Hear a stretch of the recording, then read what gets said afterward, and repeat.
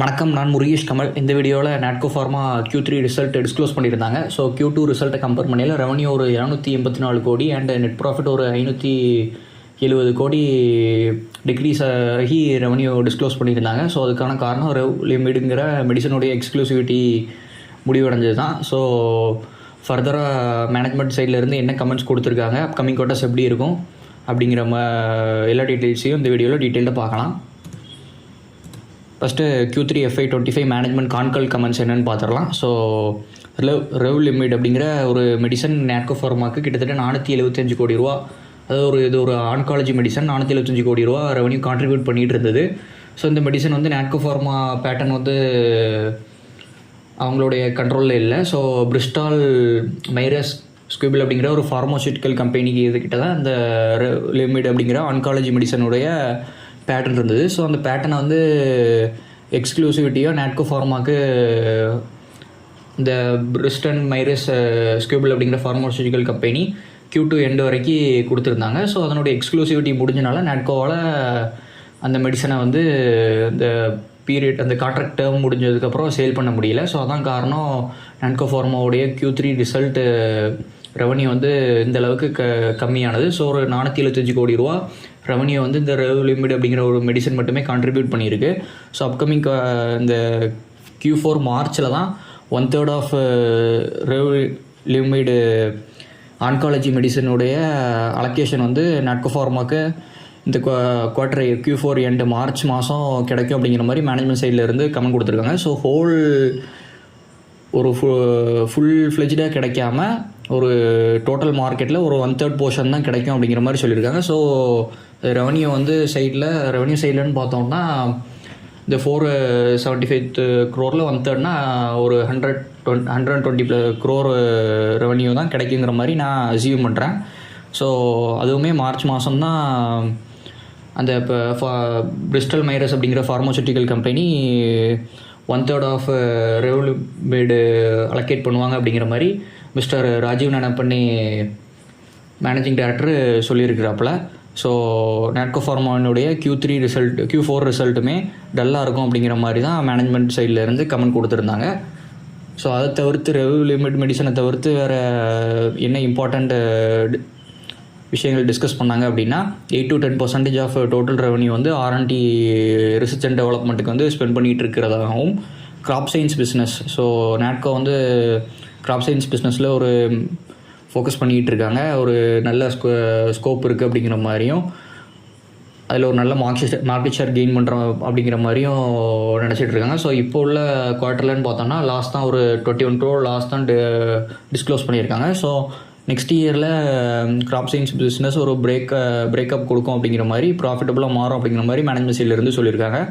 So நாட்கோக்கு ஒரு பெரிய ஸ்ட்ரென்த்துன்னு பார்த்தோம்னா ஒரு 3000+ crore கேஷ் வந்து அவங்களுடைய புக்கில் இருக்குது. ஸோ இது ஒரு நல்ல விஷயம். ஸோ அந்த கேஷை வந்து ஷேர் ஹோல்டர்ஸுக்கு பயன்படுற மாதிரி டிவிடெண்ட் ஆர் பைபேக் பண்ணலாம் அப்படிங்கிற மாதிரி ஒரு ப்ரோக்கரேஜ் ஃபார்ம் சைடில் இருந்து கேட்டிருந்தாங்க. பட் அதுக்கு மேனேஜ்மெண்ட் சைடில் இருந்து என்ன சொல்லியிருந்தாங்கன்னா, கேஷை வந்து ப்ரிசர்வ் பண்ணிகிட்டு இருக்கோம், மேபி ஒரு குட் அக்விசிஷன் டீல் கிடச்சதுன்னா அக்யூர் பண்ணுறதுக்காண்டி, இஃப் இன்கேஸ் அப்படி எதுவும் நடக்கலைன்னா அப்கமிங் இயர்ஸில் பைபேக் ஆர் ஸ்பெஷல் டிவிடெண்ட் அப்படிங்கிற மாதிரி கொடுக்கறதுக்கான வாய்ப்புகள் இருக்குது, அதையுமே கன்சிடர் பண்ணுறோம் அப்படிங்கிற மாதிரி மேனேஜ்மெண்ட் சைட்லேருந்து சொல்லியிருந்தாங்க.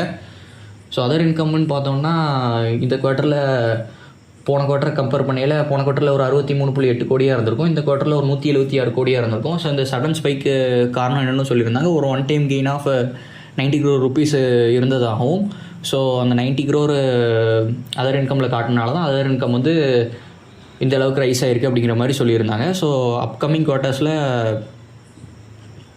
கீ ப்ராடக்ட் பைப்லைனில் என்னெல்லாம் இருக்குது அப்படிங்கிற மாதிரி பார்த்தோம்னா செமிக்ளூடேட், ஸோ டயபெட்டிஸுக்கான ஒரு ட்ரக் இது. ஸோ இந்த ட்ரக்கில் வந்து நாட்கோ வந்து ரொம்பவே தீவிரமாக இருக்காங்க. ஸோ இந்த ட்ரக் வந்தால் ரெவ்லிமிட் மாதிரி ஒரு மெஜாரிட்டி ஆஃப் தி போர்ஷன் வந்து நாட்கோக்கு கான்ட்ரிபியூட் பண்ணோம் அப்படிங்கிற மாதிரி சொல்லியிருக்காங்க. ஸோ அது மட்டும் இல்லாமல் போசன்டன் அண்டு ரிஷிடிப்டாம் அப்படிங்கிற இந்த 2 ட்ரக்குமே அப்கமிங் குவார்ட்டர்ஸில் லான்ச் பண்ணுறதுக்கான வாய்ப்புகள் இருக்குது அப்படிங்கிற மாதிரி சொல்லியிருந்தாங்க. ஸோ நெக்ஸ்ட்டு பார்த்தோன்னா US டேரிஃப்ஸ். ஸோ யூஎஸில் ரெசிப்ரோக்கல் டேரிஃப் இம்போஸ் பண்ணுவோம் அப்படிங்கிற மாதிரி மிஸ்டர் டொனால்ட் ட்ரம்ப் சொல்லியிருந்தாப்புல. ஸோ ப்ரோக்கரேஜ் ஃபார்ம் சைடில் இருந்து என்ன கேட்டிருந்தாங்கன்னா, ஸோ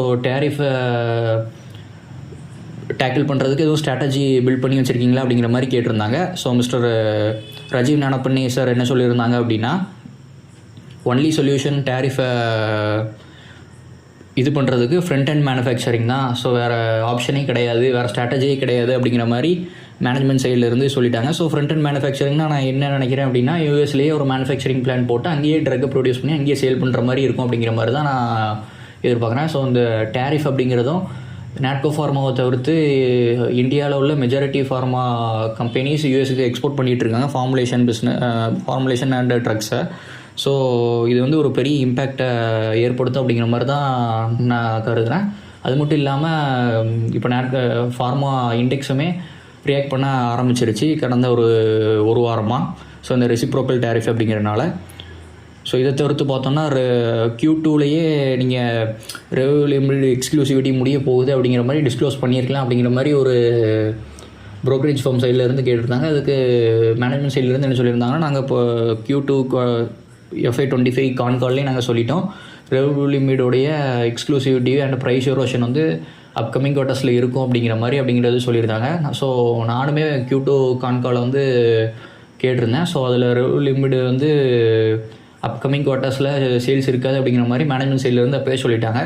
ஸோ நான் அதை வச்சு நாட்கோ ஃபார்மாவில் அக்ரெசிவ் பை போகக்கூடாது அப்படிங்கிற மாதிரி டிசிஷன் வந்து Q2லேயே டிசைட் பண்ணி வச்சிட்டேன். ஸோ ஒரு கான்கால் வந்து ஒரு இன்வெஸ்டருக்கு எவ்வளோ இம்பார்ட்டண்ட் அப்படிங்கிறது நாட்கோ ஃபார்மாவுடைய இந்த ப்ரைஸ் ஃபால் வந்து நம்மளுக்கு தெரியப்படுத்தியிருக்கோம். ஸோ இன்கேஸ் நீங்கள் Q2 கான்கால் அட்டன் பண்ணியிருந்தீங்கன்னா உங்களுக்கு ஒரு ஐடியா கிடச்சிருக்கும். ஸோ அப்கமிங் குவார்ட்டர்ஸில் வந்து நாட்கோ ஃபார்மா ஸ்ட்ரெஸ்ஸில் இருக்கும் அப்படிங்கிறது. ஸோ ஒரு இன்வெஸ்டர் கண்டிப்பாக Q2 கான்காலோடைய ஏர்னிங் கால் ஸ்கிரிப்ட் இல்லைனா டிரான்ஸ்கிரிப்ட் இல்லைனா அவங்க அந்த ஏர்னிங் கால்ஸையே ஒரு வேர்ட் ஃபார்மேட்டை கன்வெர்ட் பண்ணி கொடுப்பாங்க. ஸோ அதை கண்டிப்பாக படிக்கணும் அப்படிங்கிறது தான் என்னுடைய கருத்து. ஸோ நான் கண்டிப்பாக ஏர்னிங் டைம் இருக்கலைன்னா என்னுடைய ப்ரையாரிட்டி ஸ்டாக்ஸ் என்னுடைய ஏர்னிங் கான்காலை கேட்டுருவேன். ஸோ அது கண்டிப்பாக நம்மளுக்கு ஒரு ஐடியா கொடுக்கும் அப்கமிங் குவார்ட்டர்ஸ் அண்ட் பிஸ்னஸ் எந்த லெவலில் போயிட்டுருக்கு அப்படிங்கிறது. ஸோ இப்போது இன்வெஸ்டர் ப்ரெசன்டேஷனில் என்னென்ன ப்ராடக்ட்லாம் பைப்லைனில் இருக்குது அப்படிங்கிற மாதிரி கொடுத்துருந்தாங்க. ஸோ ஃபஸ்ட்டு ஃபைலுன்னு பார்த்தோம்னா இதில் முக்கியமானது செமிக்ளூடேட். நான் முன்னாடி சொன்ன மாதிரி இந்த வெயிட் லாஸ் ட்ரக்கு. ஸோ நான் டயபெட்டிஸ் ட்ரக்குன்னு சொல்லியிருப்பேன், அது வெயிட் லாஸ் ட்ரக்கு.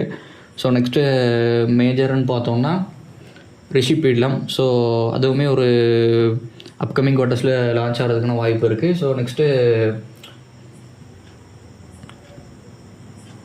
போசென்டன். ஸோ இந்த 3 ட்ரக்குமே அப்கமிங் குவார்ட்டர்ஸில் அப்ரூவலுக்காட்டி வெயிட் பண்ணிகிட்ருக்கு அப்படிங்கிற மாதிரி சொல்லியிருந்தாங்க. ஸோ செமிக்ளோடேட்லேயே 2 இது இருக்குது. ஸோ ஒன்று டயபெட்டிஸ் அண்ட் ஒன்று weight loss. So diabetes and weight லாஸில் டயபெட்டிஸ் தான் ப்ரியராக இருக்கும் அப்படிங்கிற மாதிரி நான் கருதுனேன். ஸோ மேனேஜ்மெண்ட் சைட்லேருந்து கிளியராக சொல்லலை, பட்டு டயபெட்டிஸ் சைடாக தான் அப்கமிங் குவார்ட்டர்ஸில் ரிலீஸ் ஆகிறதுக்கான வாய்ப்பு இருக்குது அப்படிங்கிற மாதிரி நான் எண்ணுறேன். ஸோ ரெவன்யூ பிரேக்கப்னு பார்த்தோம்னா ஆக்டிவ் ஃபார்மாசூட்டிக்கல் இன்க்ரீடியன்ஸில் ஒரு 66 கோடியும், ஸோ 46 கோடியிலேருந்து 66 கோடி. ஸோ போன Q2லேயே 49 கோடி. ஸோ ஏபி சைடில் ஒரு க்ரோத் தான் காட்டியிருக்காங்க. ஸோ ஃபார்முலேஷன் சைடில் தான் இந்த ரெவல்யூமிட் ட்ரக் வரும். ஸோ 1211 கோடி. ஸோ இப்போ வெறும் 285 கோடி. ஸோ பார்த்தோம்னாலே தெரியும் டிஃபரன்ஸு எந்த அளவுக்கு அது இம்பேக்ட் பண்ணியிருக்கு அப்படிங்கிறது. ஸோ ஃபார்முலேஷன் பிஸ்னஸ்ன்னு பார்த்தோம்னா பெரிய லெவலில் சேஞ்ச் இல்லை. 102 கோடியிலேருந்து 96 கோடியாக டிக்ரீஸ் தான் இருக்குது. ஸோ பெரிய லெவலில் சேஞ்சஸ் இல்லை. பெரிய லெவல் சேஞ்சஸ்னால் ஃபார்முலேஷன் பிஸ்னஸில் தான். ஸோ கிராப் ஹெல்த் சயின்ஸ்லேயுமே 14 crore ஒரு 15 crore இருக்குது. அண்டு அதர் நான் ஆப்ரேட்டிங் இன்கம்னு பார்த்தோன்னா 57 கோடியிலேருந்து ஒரு 187 கோடி. ஸோ அந்த சேல் ஆஃப் லேண்டை வந்து சொன்னேன் இல்லையா, ஒரு 90 கோடி ஆட் ஆகிருக்குன்னு. ஸோ அதை இங்கே காமிச்சிருக்காங்க. அதுதான் இது இவ்வளோ தூரத்தை இன்க்ரீஸ் ஆனதுக்கான காரணம். ஸோ 1434 கோடியிலேருந்து 651 கோடியாக கிட்டத்தட்ட பாதிக்கும் மேலே ரெவல்யூமிடியோடைய எக்ஸ்க்ளூசிவிட்டி முடிஞ்சனால சேல் வந்து டவுன் ஆகிருக்கு. ஸோ மார்ஜின்னு பார்த்தோன்னா 60% Q2வில் இருந்தது, அப்படியே டிராஸ்டிக்காக 33% டிக்ரீஸ் ஆகிடுச்சு. ஸோ ப்ராஃபிட் ஆஃப்டர் டேக்ஸ் மார்ஜினுமே 47%லேருந்து 20% டிக்ரீஸ் ஆகிருக்கு. ஏர்னிங் பர் ஷேர்னு பார்த்தோன்னா 37 அப்படிங்கிற ரேஞ்சில் இருந்து வெறும் 7 அப்படிங்கிற ரேஞ்சில் இருக்குது. ஸோ Q3 FY24 பார்க்கையில் Q3 FY25 ஒரு ஸ்லைட் டிக்ரீஸாக தான் இருக்கும். பட் நம்ம Q2வை தான் மேஜராக கம்பேர் பண்ணுவோம். பிகாஸ் குவார்ட்டர் டு குவார்ட்டர் இந்த லெவலில் டிஃப்ரென்ஸ் இருக்குங்கிறது ஒரு பிஸ்னஸ் சைடில் கொஞ்சம் கவலைப்படக்கூடிய விஷயந்தான். ஸோ ரெவன்யூன்னு பார்த்தோம்னாலுமே முன்னாடியே பார்த்த மாதிரி 1434 கோடியிலேருந்து 651 கோடி. நெட் ப்ராஃபிட்னு பார்த்தோம்னா 695 கோடியிலேருந்து 121 கோடி, கிட்டத்தட்ட 70% வரைக்கும் நெட் ப்ராஃபிட் வந்து டிக்ரீஸ் ஆகிருக்கு. ஸோ ஏர்னிங் per ஷேருமே ஒரு 30 ரூபா டிக்ரீஸ் ஆகிருக்கு.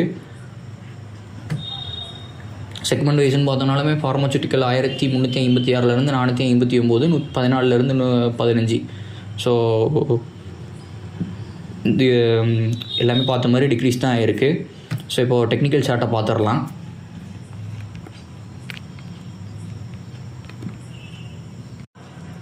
ஸோ டெக்னிக்கல் சார்ட்டை பார்த்தோம்னா கிட்டத்தட்ட 1637 அப்படிங்கிற ரேஞ்சில் இருந்து இப்போ 797, கிட்டத்தட்ட ஒரு 52% ப்ரைஸ் கரெக்டாக இருக்குது. ஸோ டிசம்பர் மந்த்துன்னு பார்த்தோன்னா 1500 அப்படிங்கிற ரேஞ்சில் இருந்து. ஸோ Q2 கான்கால் அட்டன் பண்ணியிருந்தோம்னா நம்மளுக்கு ஒரு மேபி ப்ராஃபிட் வந்து இந்த ரேஞ்சில் புக் பண்ணுறதா இருந்தாலும் புக் பண்ணியிருக்கலாம். ஸோ ஒரு ஐடியா கிடச்சிருக்கும். ஸோ இப்போ வந்து ஒரு 52% 1637 ஆல் டைம் ஹையில் இருந்து கரெக்டாக இருக்குது.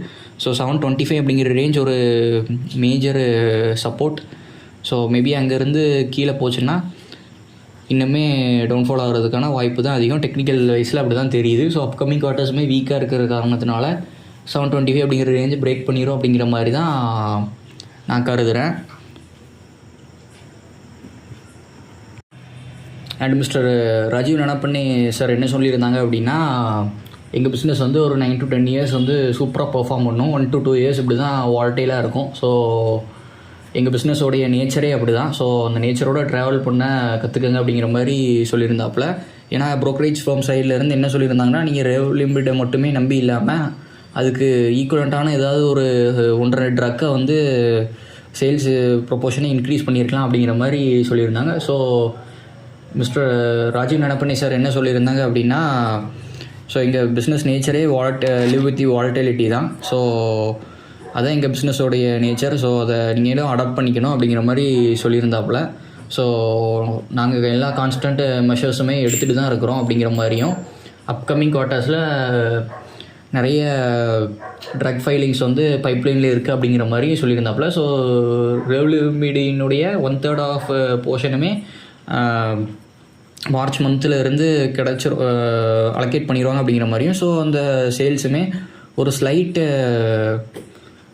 இன்க்ரீஸ் கொடுக்கும் ரெவன்யூக்கு. ஸோ அப்கமிங் பைப்லைனில் உள்ள ப்ராடக்ட்ஸ் எல்லாமே லான்ச் ஆகிடுச்சுன்னா நாட்கோ ஃபார்மானுடைய பிஸ்னஸ் வந்து கொஞ்சம் கொஞ்சமாக க்ரோ ஆக ஆரம்பிக்கும். பட்டு உடனே இம்பேக்ட் தெரியுமா அப்படின்னு கேட்டோன்னா சந்தேகம்தான். ஸோ இதுதான் அந்த வீடியோவில் நான் உங்ககிட்ட பகிர்ந்துக்கணும்னு நினச்சது. ஸோ இந்த வீடியோ உங்களுக்கு ஒரு பயனுள்ள வீடியோ அமைஞ்சிருக்கும்னு நான் நம்புகிறேன். மேலும் இது போன்ற ஒரு நல்ல பயனுள்ள வீடியோவில் சந்திக்கிறேன். நன்றி, வணக்கம்.